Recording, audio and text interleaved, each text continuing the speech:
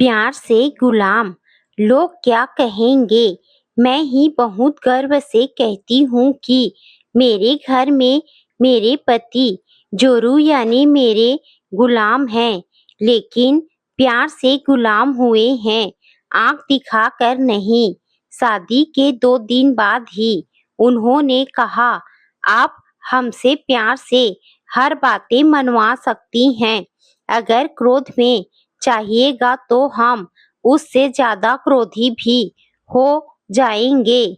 मेरे परिवार में सभी मजाक से ही सही इनको चिढ़ाते हैं। यह जोरू का गुलाम है, वो जो कहेगी वही सुनेगा। मैं तो कहती हूँ कि सुनना भी चाहिए। पत्नी की बातें जरूरी नहीं कि पत्नी की सारी बातें निरर्थक ही हो, सार्थक भी हो सकती हैं। हाँ, सुनने के बाद हो सकता है कि सही गलत हो तो आपसी तालमेल से इसका एक सही निर्णय ले सकते हैं। अब हमारे विवाह का 14 साल होने वाला है। यहाँ तक का सफर आसान नहीं होता। इसके लिए भी एक लड़की को अपने रिश्ते में बहुत ही त्याग समर्पण दिखाना पड़ता है। साथ ही साथ प्रेसी बनकर भी रहना पड़ता है। हमारे ससुराल में 3 भाइयों के परिवार में सबसे छोटे हैं हमारे जनाब मिस्टर प्रेम बाबू। बिल्कुल नाम के अनुरूप स्वभाव बिल्कुल सरल निश्चल, सभी का सम्मान करना, लेकिन स्त्रियों का सम्मान करना उनकी सबसे बड़ी पूंजी है। पढ़ाई में विशेष रुचि रखने वाले, साथ ही साथ पढ़ने वाले को भी काफी प्रोत्साहित करने वाले।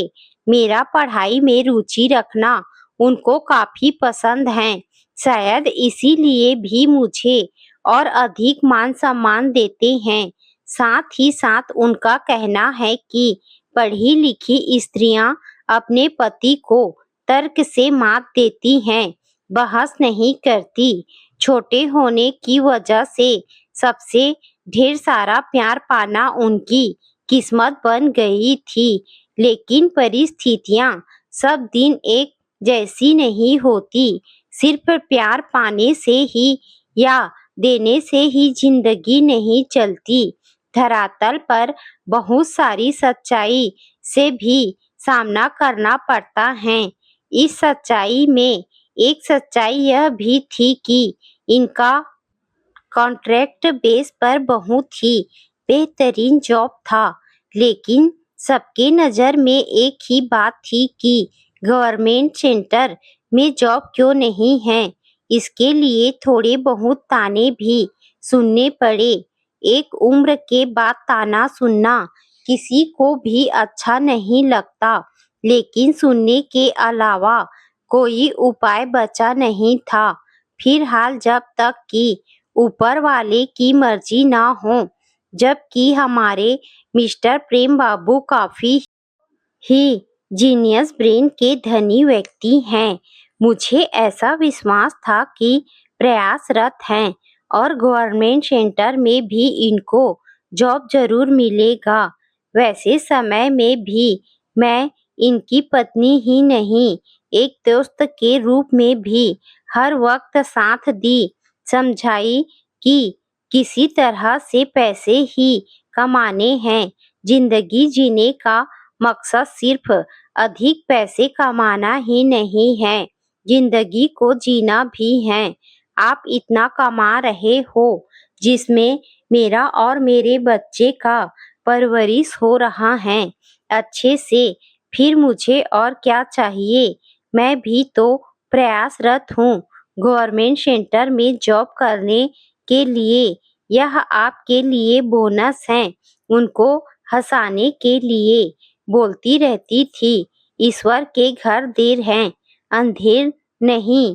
ईश्वर ने चाहा और सबको जवाब वक्त ने दिया। हम दोनों आज वर्तमान में गवर्नमेंट सेंटर में शिक्षक शिक्षिका के रूप में कार्यरत हैं। सुखी संपन्न वैवाहिक जीवन का आनंद ले रहे हैं।